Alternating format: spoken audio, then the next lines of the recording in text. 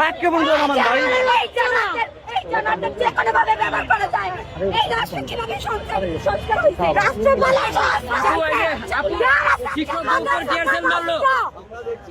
আমরা এই ধরনের বাংলাদেশ কোনোভাবেই চাইনি।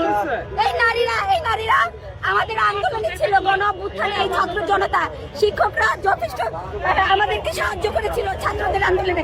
কিন্তু আজকে দেখতেছি যে বাংলাদেশে এই সাধারণ জনগণের উপরে কোনো ধরনের মার্সি ছাড়াই তাদের উপরে টিয়ার গ্যাস মারা হয়। এই টিয়ার গ্যাস মারার কারণে কিন্তু আমরা গণ অভ্যুত্থানে পরিণত হয়েছিল, একটা ছাত্র আন্দোলন গণ ছিল। এই আন্দোলনে আমি সারা আগে এসেছিলাম অন্য একটা কারণে, এখন দেখি যে আমাদের